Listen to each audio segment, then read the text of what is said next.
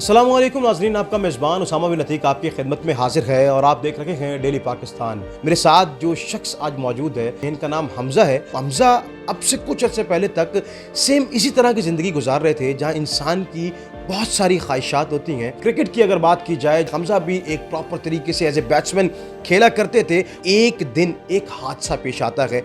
हमज़ा छत पे मौजूद थे और उनके हाथ में एक रॉड था, एक पाइप था जो कि बिजली की तारों से जाकर टकराता है और उसका जो करंट है वो पूरा करंट हमज़ा के जिस्म में दौड़ने की वजह से इनके दोनों जो बाजू हैं वो बिल्कुल माजूरी का शिकार होते हैं। बेशतर लोग पाकिस्तान भर में ऐसे मौजूद हैं जो अब तक इस तरह की ज़िंदगी गुजार रहे हैं, लेकिन बायोनिक्स पाकिस्तान का इसमें एक कलीदी किरदार जो कि प्रोस्थेटिक हैंड बनाना हो या प्रोस्थेटिक बनाना हो, जो माइंड से कनेक्टेड है। अब हमज़ा को दोनों हाथ लग चुके हैं। उनका कंट्रोल क्या है वो भी आपको अपनी स्क्रीन पर इस वक्त दिख रहा होगा और हमज़ा के चेहरे पे जो मुस्कुराहट है वो दीदनी है। एक्चुअली ये हादसा किस तरह से हुआ था और वो क्या चीज़ हुई थी जिसने आपकी ज़िंदगी में ये तब्दीली लाई? लोहे का रॉड मैंने पकड़ा हुआ था, छत पे मैं खड़ा हुआ था, दोनों हाथों से मैंने पकड़ा हुआ था, वो ऊपर मैंने उठाया, सामने तारें थी, तारों के साथ टच हो गया।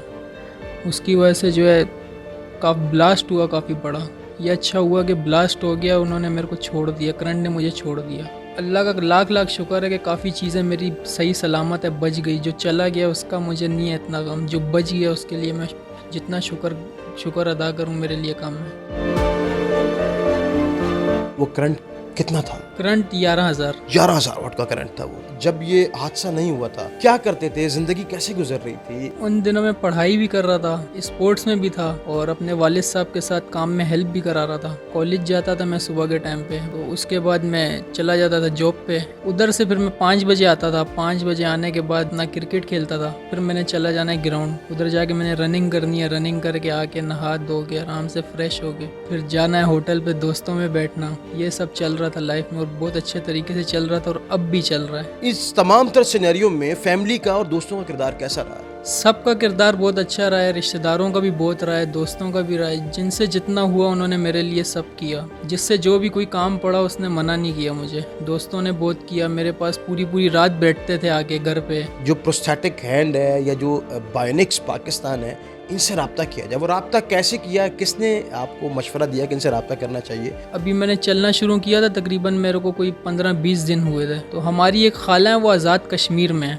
उनको वहाँ आज़ाद कश्मीर से उनको पता लगा इनके पेज का, उन्होंने इनका नंबर निकाल के हमें सेंड किया। तो फिर इनसे रब्ता किया, इनसे मीटिंग रखी, इनके पास आया, इनसे बातचीत की। सारी बात वगैरह होने के बाद फिर उन्होंने जब ये प्रोसीजर शुरू किया तो 10-12 दिन में इन्होंने तैयार करके मुझे हैंड्स लगा दिए थे। तकरीबन काम मैं इनसे कर लेता हूँ, कुछ खाना है खा लेता हूँ, पानी पीना है, सब कुछ आराम से कर लेता हूँ। बस जो नहीं होता उसके लिए कोशिश कर रहा हूँ। मैंने तो ऐसे ऐसे लोग भी देखे जो इन हाथों से ट्रैक्टर चला रहे हैं, बाइक चला रहे हैं, काफ़ी काम ले रहे हैं लोग इस चीज़ से।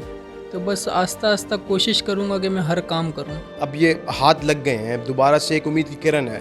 अब ज़िंदगी में क्या सोच रखा है, आगे क्या करना है, गोल क्या है? बस गोल अब यही है कि मैं कोशिश कर रहा हूँ कि अपनी स्टडी को भी जारी करूँ दोबारा। कोशिश करूँगा कि कहीं मेरे लिए जॉब का भी सिलसिला हो जाए। आपके चेहरे पे जो मुस्कुराहट है, इतना बड़ा हादसा हो जाने के बाद भी क्या पैगाम देते हैं आप ऐसे लोगों को कि जो छोटी छोटी चीज़ों को लेकर शिकवा करते हैं? तो मायूस नहीं होना चाहिए अगर किसी के साथ ऐसा कुछ हो जाता है। नॉर्मल ज़िंदगी जिए, सब अच्छा होगा इंशाल्लाह। मैं भी आप सबके सामने हूँ, सब काम इससे कर रहा हूँ और जो नहीं होते उसके लिए कोशिश करता रहता हूँ।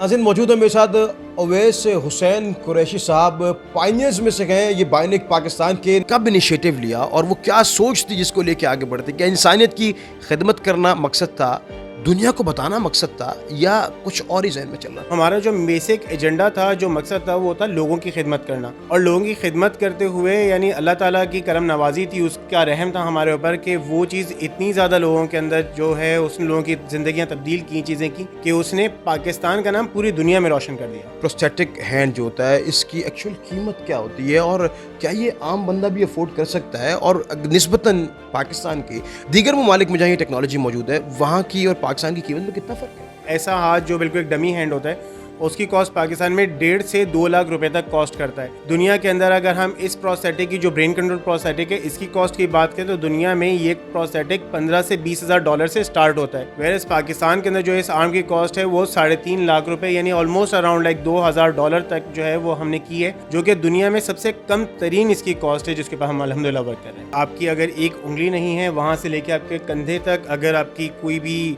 कंधे तक आपकी आर्टिकुलेशन जिसको हम कहते हैं कि खुदा न खासा हाथ कट गया, माजूरी है, तो उसका जो है हम सोल्यूशन प्रोवाइड करते हैं। ना कि सिर्फ पाकिस्तान के लोग बल्कि Dubai, India, Bangladesh, Sri Lanka, Philippines, even USA से भी कुछ लोगों ने हमसे रब्ता करा इस टेक्नोलॉजी को हासिल करने के लिए।